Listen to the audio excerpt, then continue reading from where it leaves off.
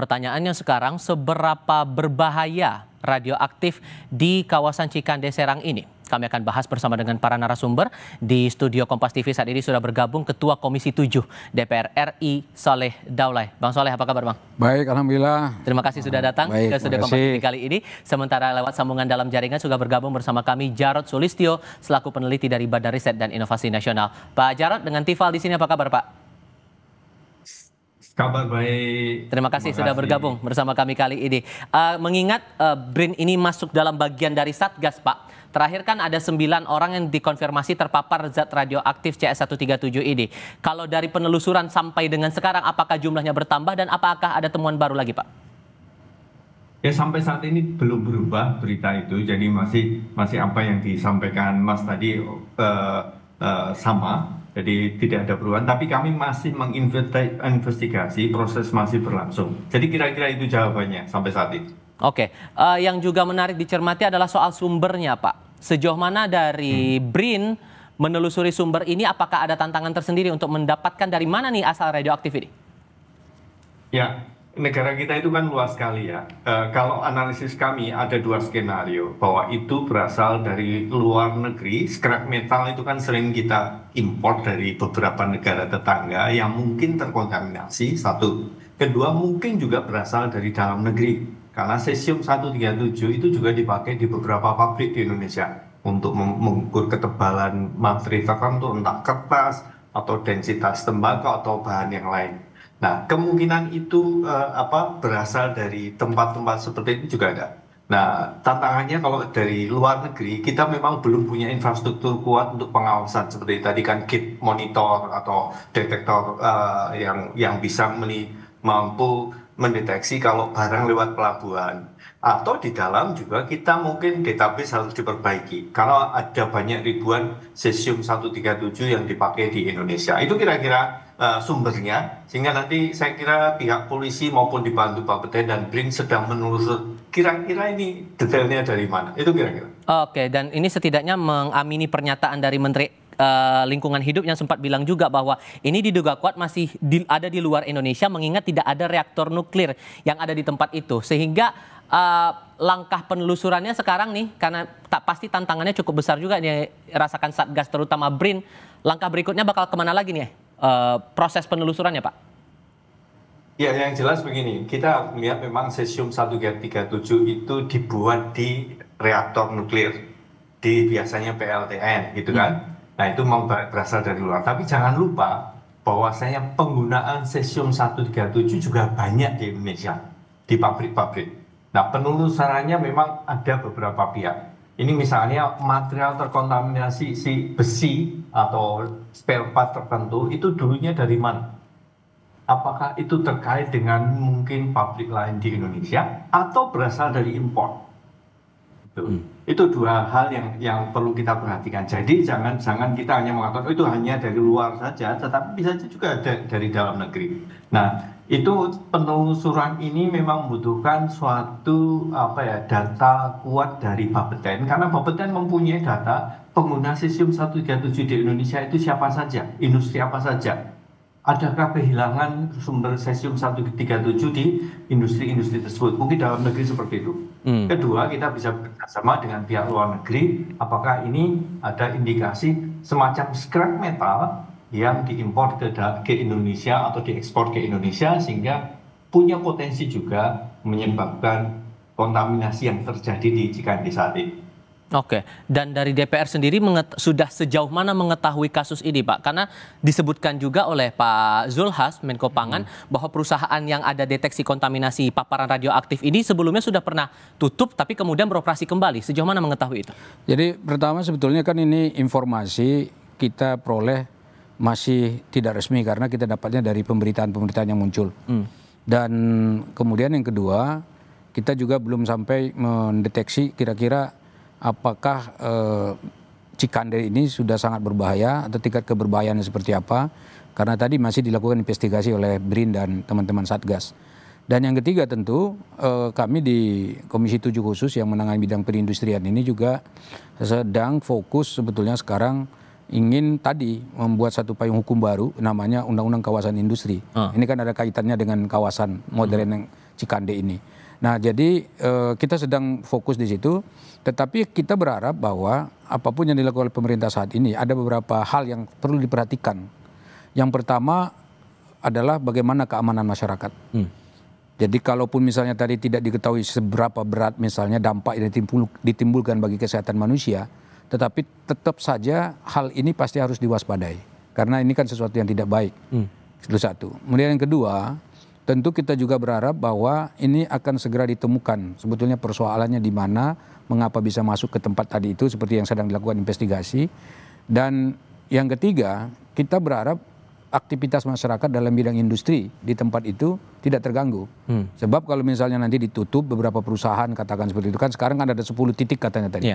Nah kalau misalnya 10 titik itu tidak beroperasi, apakah dampaknya bisa meluas pada katakanlah sisi pendapatan ekonomi masyarakat atau tidak.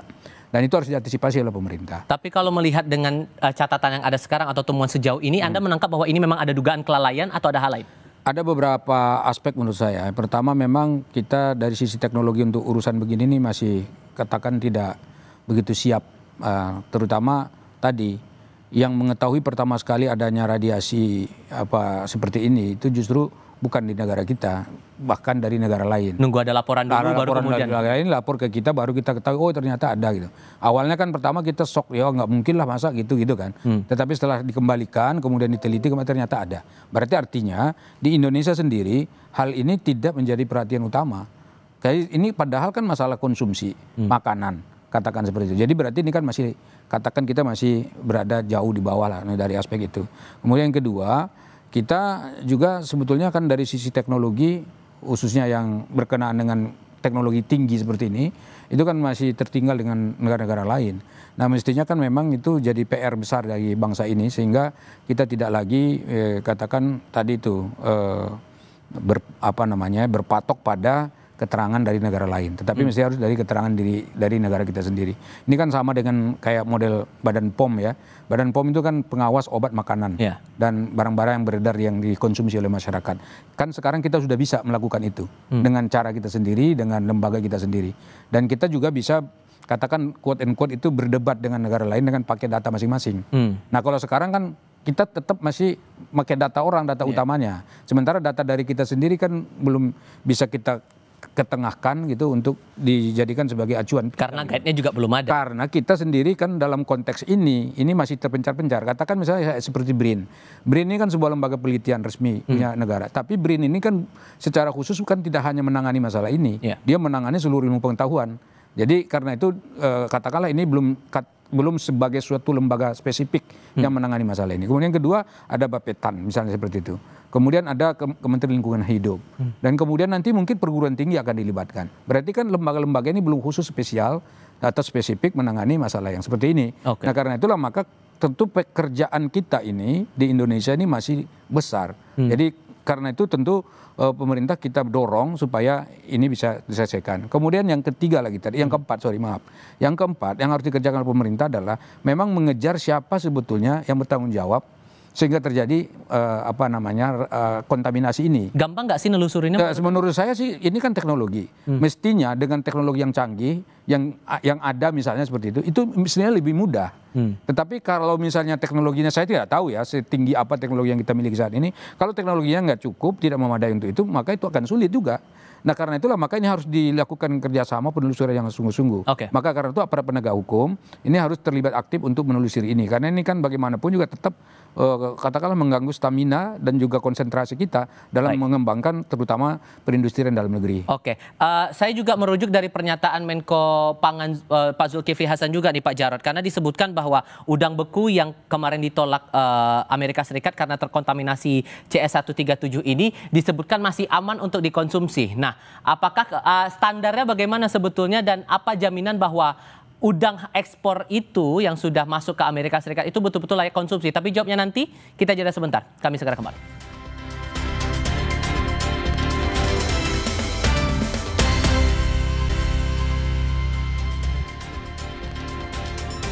Pak Jarod, melanjutkan pertanyaan saya di segmen sebelumnya. Ini mengutip lagi pernyataan dari Menko Pangan Pak Zulkifli Hasan yang bilang udang beku yang ditolak Amerika Serikat karena ada kandungan cesium itu disebut masih aman dikonsumsi dan disebut berada di level ambang batas yang sudah ditetapkan pemerintah 500. Betulkah seaman itu?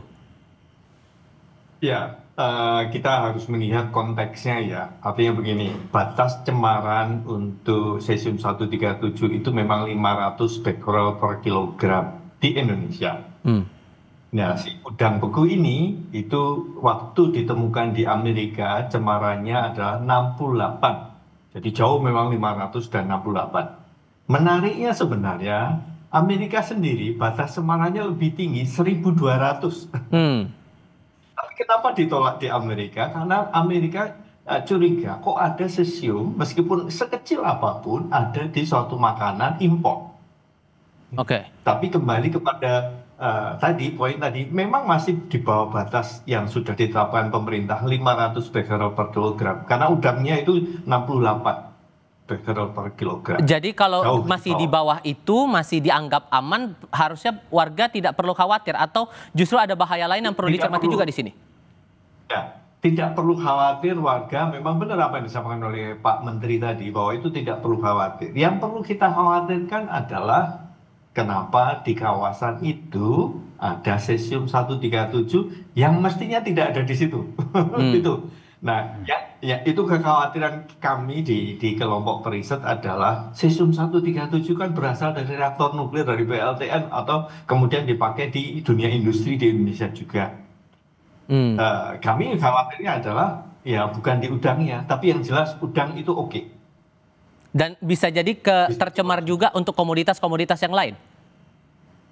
Nah, ini menjadi catatan kami ketika kita melakukan investigasi adalah itu kan kawasan industri. Ya. Bisa jadi mencemari pabrik yang lain juga yang perlu kita cari kenapa ada di situ. Ya, ini kan di situ mungkin ada pabrik sepatu atau pabrik apa yang lain-lain itu yang perlu kita cermati benar. Karena memang ditemukan beberapa titik yang cukup kawasannya cukup luas juga kan. Itu yang harus kita analisis lebih dalam lagi yang saat ini BRIN terlibat di dalamnya. Tapi sejauh ini ada temuan baru nggak Pak? Maksudnya ada paparan di luar area pabrik yang sedang ditelusuri itu? Ya, memang ditemukan ada istilahnya digunakan semacam apa gitu ya. Apa itu di suatu lokasi bukan pabrik, tapi di situ tempat pengumpulan misalnya besi-besi gitu kan. Di situ ditemukan suatu paparan radiasi. Jadi kami sempat berpikir ini jangan-jangan di situ ada mungkin barang-barang bekas dari tempat lain yang sudah terkontaminasi, dikumpulkan di situ, kemudian dipakai untuk kegiatan. Ini yang masih dikit kami telusuri. Oke, kalau begitu saya coba melihat bagaimana kemudian tindak lanjut dari sini semua, Pak.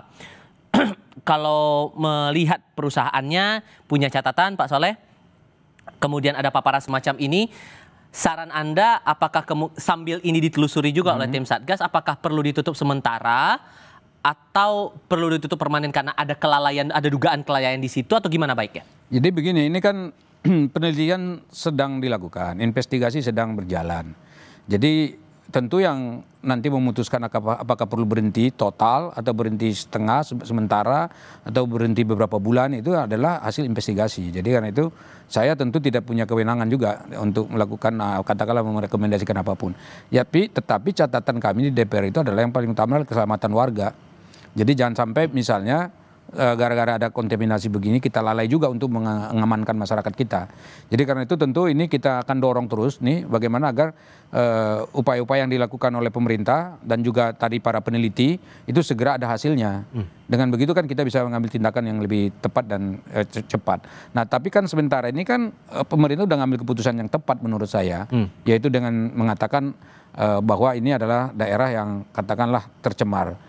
Jadi tercemar khusus katakan seperti itu. Jadi artinya perhatian pemerintah terkait dengan pengamanan daerah dan lokasi tersebut sudah ada. Nah kalau misalnya itu sudah ada tentu ini pasti warga di sekitar pun dengan mengetahui bahwa ada cemaran seperti itu pasti akan lebih berhati-hati. Jadi ini saya kira jadi catatan yang saya kira langkah yang paling baik yang sudah dilakukan oleh pemerintah. Tetapi meskipun demikian sekali lagi tentu kita harus mengingatkan bagi semua pihak yang ada, terutama para pengusaha yang ada di sekitar situ tadi. Karena kan belum ada kepastian juga apakah di sebelahnya kena atau tidak dan seterusnya.